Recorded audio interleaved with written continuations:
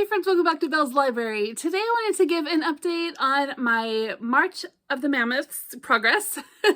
It's a little after the first week of March, and I am about probably a third of the way through my pick, which was London, the biography by Peter Ackroyd.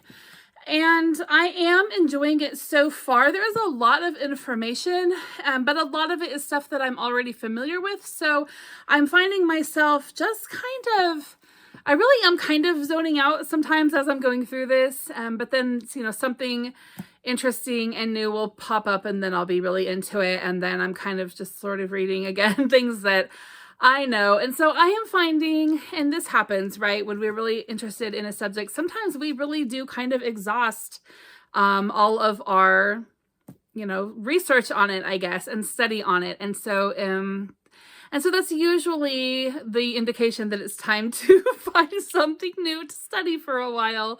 And so, yeah, anyway, but I am enjoying it. It's not bad, and it's very well written. I mean, you can't compare, like, Peter Ackroyd, you can't compare. But anyway, I am enjoying it. A couple of notable things that I have 3 tabs in here so far. The first one was where he talks about England being a land where giants once dwelled. He brings up this poem called The Wanderer that talks about the works of giants destroyed by God, and heroes and all these kinds of different things. And that was just an interesting thought to me. That's one of the things that I am a bit of a conspiracy theorist, and I like to go down weird rabbit trails. And that is one of the things that interests me, is how recent giants actually have been here on the earth and what they've been doing. So, and where's the evidence of it? Why does England have so many huge buildings with such massive entrances? Because they were built for giants, that's why. So anyway, that was one thing that I enjoyed reading about, was his take on that. Next, this was kind of okay. If you were an 80s kid, maybe an early 90s kid, you probably at some point, especially if you were a girl, wore a key around your neck, like on a string, because it looked cool, because like Debbie Gibson did that kind of stuff. Okay, well, I even have one that I've worn recently, like in the last few years, just to kind of be nostalgic and cute. Well, according to the research of Peter Ackroyd, many ladies of the night wore keys around their neck as a symbol of their trade. Oops. I won't be doing that anymore. Okay, and then the third thing I have tabbed here. Oh yeah, it talked a lot. He has this one section here where he talks a lot about the different like ceremonies and customs and almost like superstitious rites, like rites rites. Just things that are done within London. He says there are altogether some 56 annual customs and ceremonies in the city, ranging from the swearing on the horns in Highgate to the verdict of the trial of the Picts in Goldsmiths Hall. But the rituals of May Day are the most enduring, if not necessarily the most endearing. Anyway, he talks all about these different ceremonial, like almost like ritualistic things that take place there that have taken place for so long. The ancient ceremony of beating the bounds, an act of parish assertiveness which derives from the importance of beating the devil out of the locality. Once charity children were whipped at each boundary with white willow wands, but in more recent years, the particular walls are simply beaten with sticks. Anyway, that's just really interesting. He talks about how Washington Irving actually talked about a lot of these different things, and just a lot of the superstitions, people thinking about ley lines being through London, and just a lot of weird stuff, right? Or cool stuff, depending on how you look at that kind of thing.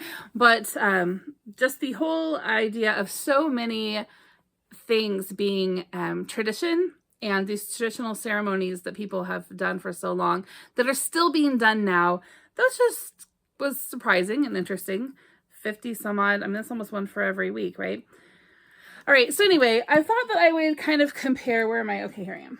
Looking for my other book, my other London book. So this is At London by Edward Rutherford. Now, I talked about this one when I was making my Mammoth video to kind of try to decide what I wanted to read. I talked about how I had read this a few years ago.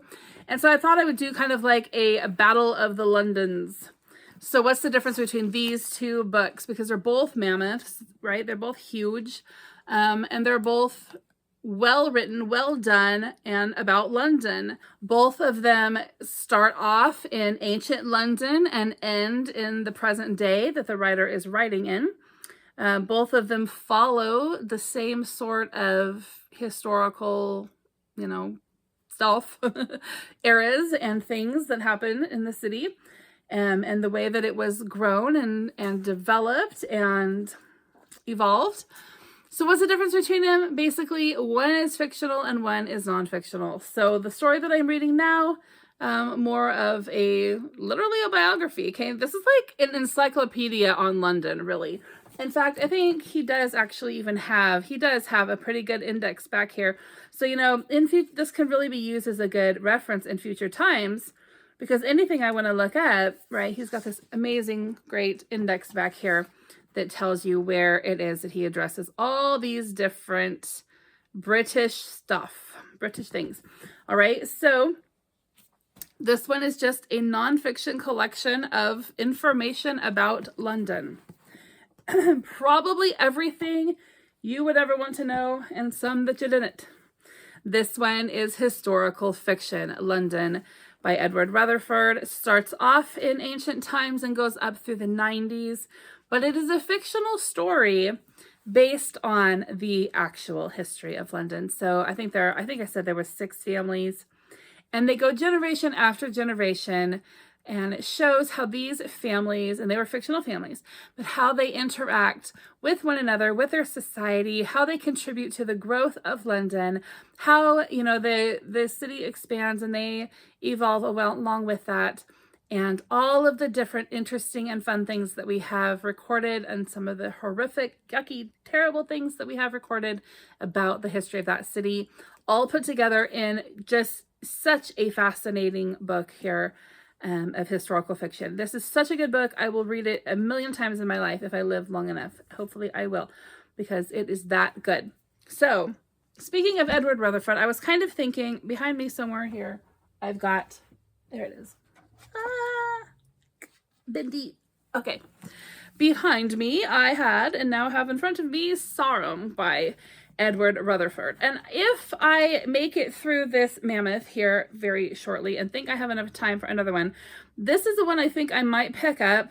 I don't know that I'm going to like it as much, because it is about a place that I'm not as familiar with, and I'm not exactly even sure how much of this area this book is going to include. Is this going to include stories about Stonehenge, Avebury? It says Old Sarum, New Sarum. It shows on the map here that he's got old and new, and it does show the Salisbury Plain, this wider area that's not just those settlements of old and new. And so I do think that I want to try to read this before we go back to England, because I will be going back to Stonehenge. And sorry, I'm reading while I'm talking to you. Oh yeah, here we go. He does talk about Salisbury, Christchurch, Wilton, Old Sarum. Yeah, so I think it is going to be kind of a full-on area discussion. That's what I was hoping for, because it would just be fun to have this story in my mind as we are taking the bus ride out there. So hopefully I will get through London, and then I can go through this one and have them both in my mind for my big trip. Now I just need a Mammoth about Bath, Winchester. If you're familiar with any Mammoths or anything about Bath and Winchester, let me know, because those are the 2 other places that I really enjoy visiting when I go to England. So that was my check-in. Hope you liked it. Let me know if you are doing anything with March of the Mammoths, or if any of these books appeal to you, if you read anything, if you got anything at all you think I might want to read, or you just want to say hi, leave a comment. If you haven't subscribed yet, I hope that you will. I am loving getting to know more and more people here on BookTube, so please say hello, introduce yourself, and I'll come and visit your channel as well. If you don't have a channel, say hi anyway. All right, have a great day. I'll see you soon. Bye-bye.